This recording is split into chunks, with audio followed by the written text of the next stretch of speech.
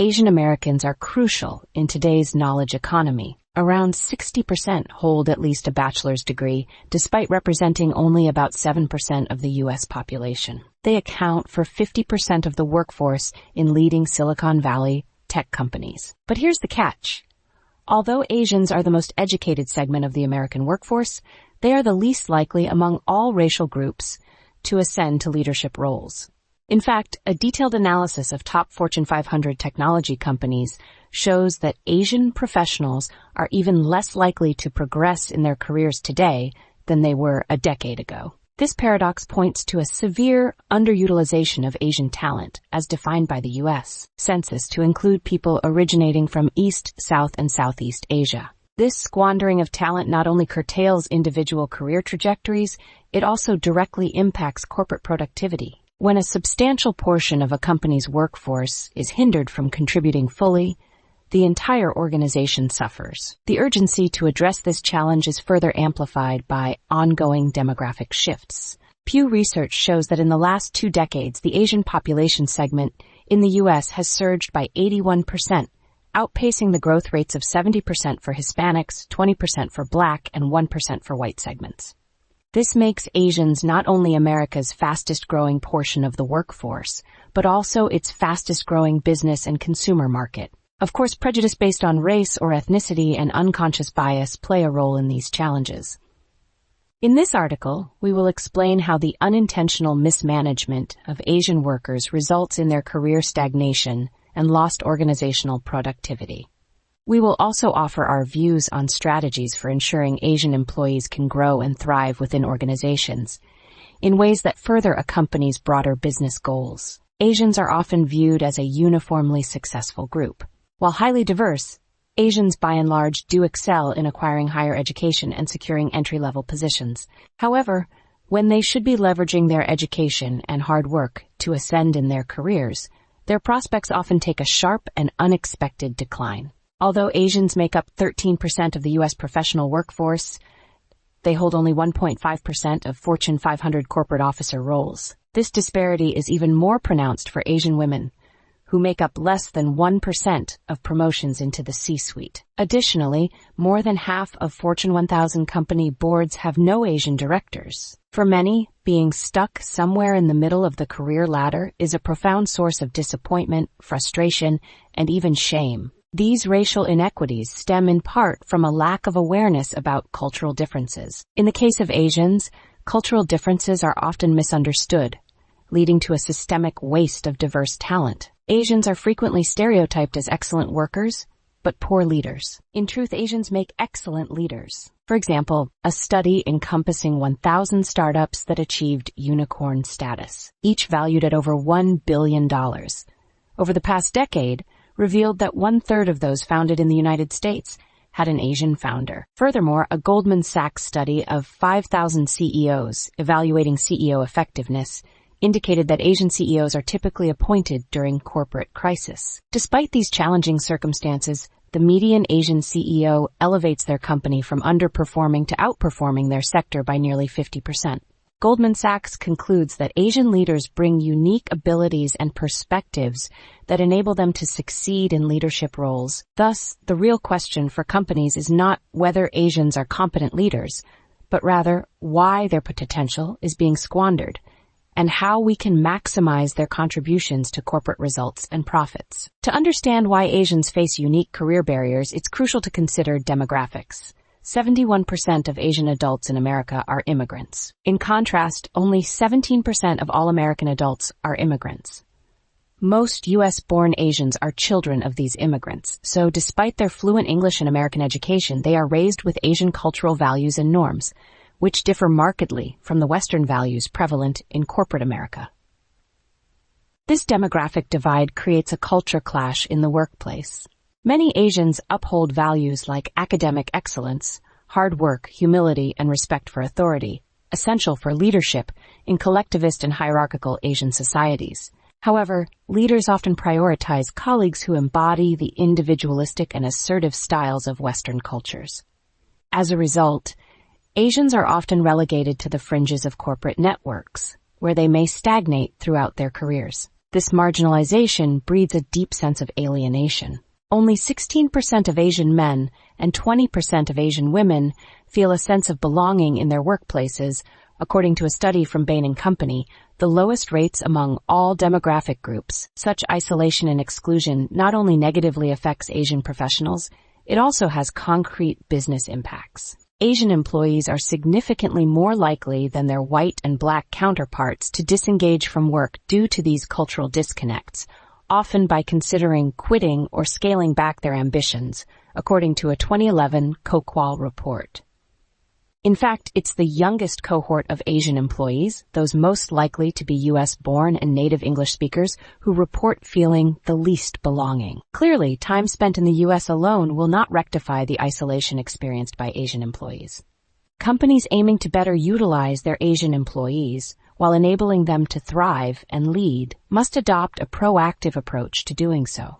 To optimize the contributions of your Asian professionals, we propose 5 actions based on our respective experiences, helping companies grow through a more strategic approach to talent. When we consider culture, our thoughts often turn to its visible aspects, food, arts, and festivals. However, like the bulk of an iceberg, the most substantial parts of culture remain unseen. Beneath the surface are the learned and shared patterns that powerfully shape our interactions with others. For example, a common misperception holds that Asians excel in technical domains but are deficient in communication skills. Considering that Asians in America come from societies encompassing over half of the world's population, such a viewpoint not only diminishes the vast diversity of this group, but also exposes a critical gap in cultural understanding. Asian communication styles are not deficient, but simply different. They tend to be more nuanced and layered compared to the direct approaches favored in Western contexts. These underlying aspects of culture are the crucial differences that make a difference to individual and team performance. Since they are subconscious and deeply embedded, we frequently struggle to fully understand their influence. But understand them we must, since a key factor in whether diversity improves performance is whether leaders effectively harness cultural differences.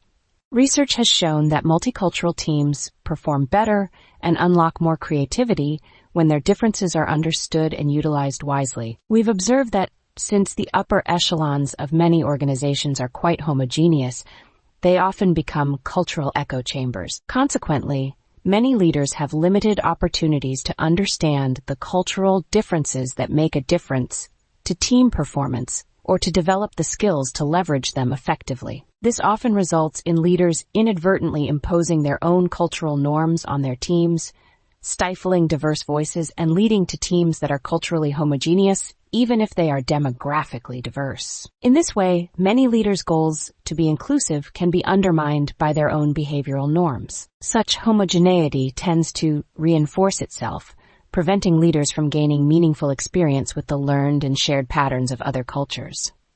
This situation perpetuates cultural silos and groupthink, hindering the team's ability to innovate and respond dynamically to new challenges. Effective training empowers leaders not only to learn about cultural differences, but more importantly to adapt their behaviors to lead effectively across those cultures. For example, at a global asset management firm, one of us equipped senior partners with insights into the evolution of Asian and Western cultures and how these developments subtly influence interactions on their teams today.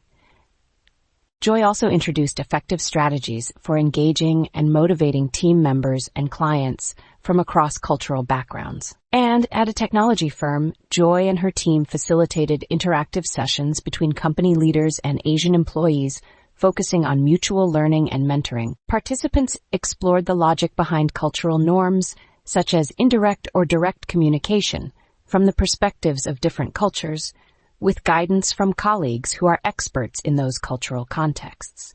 Moreover, they practiced adapting their behaviors creatively to thrive in these new settings, while staying true to their core values and authentic selves. This exercise enabled employees to learn from their differences and to recognize the value that all cultures bring to achieving organizational goals. By enabling leaders to adeptly bridge cultures, this approach to leadership development transforms cultural diversity from a potential source of isolation and marginalization into a potent source of innovation and growth. Professional development is the single top predictor of Asian employee satisfaction and belonging, according to Asia Society research.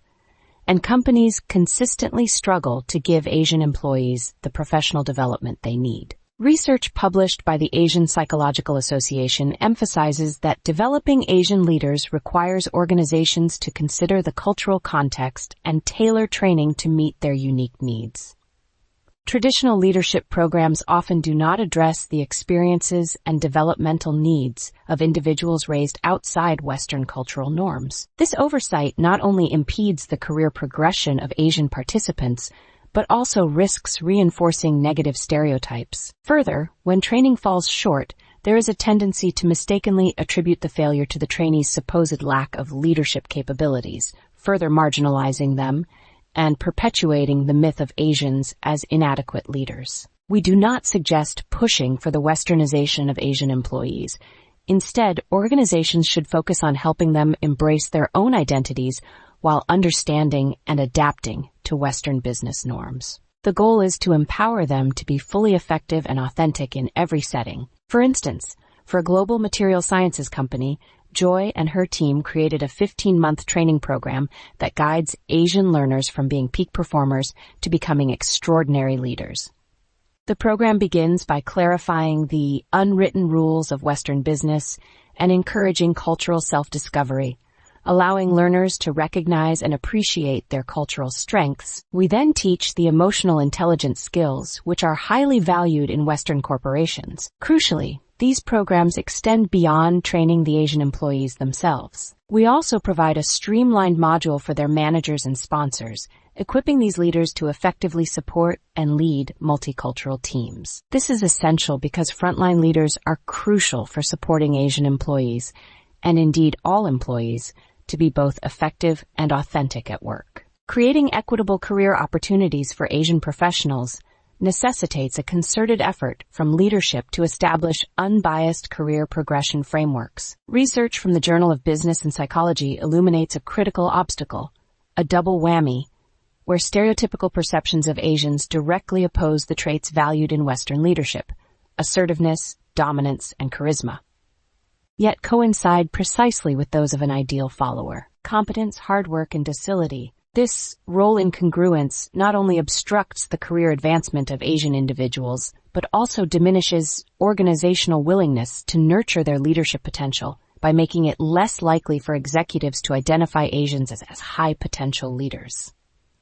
Importantly, the same research indicates that once Asian Americans are in leadership roles, they are often viewed as equally effective as their white American peers, effectively debunking misconceptions about their leadership abilities. The solution is clear: promote qualified Asian professionals into leadership roles. In so doing, organizations can address and dismantle entrenched cultural biases and also capitalize on the unique perspectives and leadership styles that Asian professionals contribute. Some of the steps to achieving this include implementing transparent, merit-based promotion criteria and eliminating stereotypical language from employee evaluations. It is also crucial to ensure that Asian employees are fully supported and integrated within the informal networks of their peers and leaders. The celebrated individualism of corporate America, characterized by optimism, ambition, and entrepreneurial drive, is globally admired. However, this culture often inadvertently fosters dynamics where the most assertive voices win, leaving quieter, potentially transformative contributors overlooked, their potential untapped, and motivation drained. Instead of trying to fit everyone into this Western mold, organizations can benefit by adopting some of the collectivist values of many Asian cultures. For example, the Asian focus on group synergy can effectively complement the individualistic nature of Western companies. By integrating these values, organizations can shift from a culture that inadvertently promotes groupthink to one that sees differences as opportunities for mutual learning. Within the team, the focus shifts from individual winners and losers to everyone pulling together to achieve shared success. This evolution allows organizations to move beyond being dominated by the loudest voices towards a more balanced approach that prioritizes the needs of the entire organization. To do this, leaders should consistently emphasize the interdependence of the team and the importance of every voice.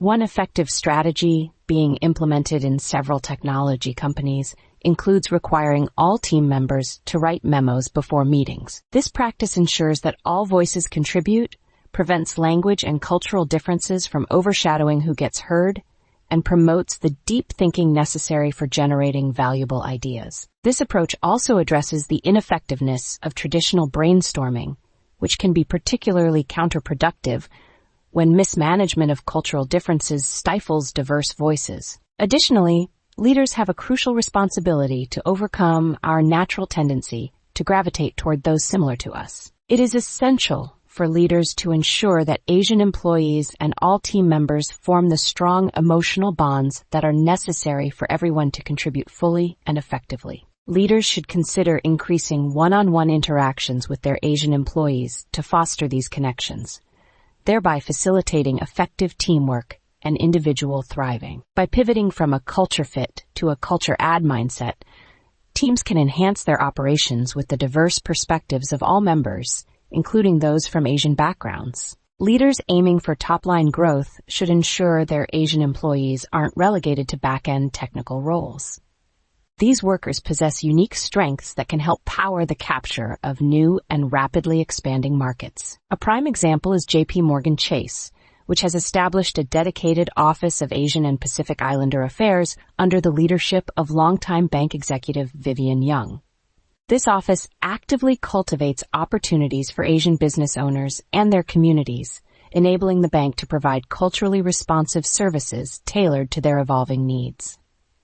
For example, through market research, the office has identified an impending wave of succession planning needs within Asian communities. In response, JP Chase is working with Asian community partners and local chambers of commerce to roll out succession planning workshops and additional services designed for these business owners. This proactive strategy not only strengthens community ties, but also positions the bank at the forefront of market trends, ensuring it is ready to efficiently meet emerging demands. Given their predominantly immigrant background, some Asian employees also provide exceptional access to resources in Asia.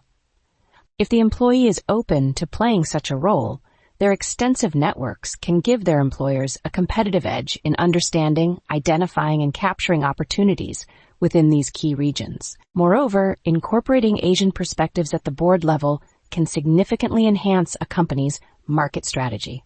Just as technological or domain-specific expertise is valued, companies can profit from Asian board members who bring relevant market insights and act as vital links to domestic and international markets. A notable example is Starbucks, which has pinpointed Asia as a key growth market. To support their expansion in this vital region, Starbucks appointed as a board member Wei Zhang, a former senior Alibaba executive who brings deep expertise in both global technology and Asian markets. Such strategic appointments can enable a deeper understanding of how to optimally utilize the Asian workforce to achieve organizational goals, turning cultural diversity into a strategic advantage that drives growth and positions the company as a leader in global markets. As many companies scale back their diversity, equity, and inclusion programs, it's essential to recognize the pressing need for progress in ensuring that all employees can thrive and lead. This commitment must include America's fastest-growing workforce. When we enable Asian employees to fully contribute to corporate results and aspirations, everyone wins. In fact, we believe companies that fully utilize their Asian employees can enhance bottom-line productivity, drive top-line growth in domestic and global markets, and increase overall enterprise value. To determine the appropriate investment, companies should analyze both the costs of current practices and the potential returns to shareholder value. Let's consider a hypothetical high-tech company employing 1,000 professionals, reflecting Silicon Valley norms where 50% of the workforce is Asian with a conservatively estimated salary of $150,000. Research from Qualtrics indicates that only 20% of employees who don't feel a sense of belonging are engaged at work, compared to 91% of those who do. Using Bain & Company's finding that around 80% of Asian employees don't feel belonging, we can infer that only 34% of Asian employees are engaged, leaving 66% disengaged. Using Gallup's finding that a disengaged employee represents a cost of 34% of their annual salary, by better engaging Asian employees, the company could achieve productivity gains of $17 million per year. Assuming an enterprise value to earnings ratio of 10 times, this $17 million annual profit boost translates into a remarkable, albeit theoretical, $170 million increase in enterprise value for shareholders. These calculations scale linearly. A company with 5,000 employees could realize productivity gains of $85 million per year and create $850 million in enterprise value. This approach also has the potential for wider organizational transformation. When companies leverage the diverse talents of their Asian workforce, they can evolve into more global, agile, and powerful hubs of innovation and growth. This strategy not only better engages Asian employees, but also attracts and inspires top talent from all backgrounds. By strategically meeting the needs of their Asian employees, leaders can alleviate widespread frustration and lack of belonging among this key workforce segment, and thus bolster the present and future success of their enterprise.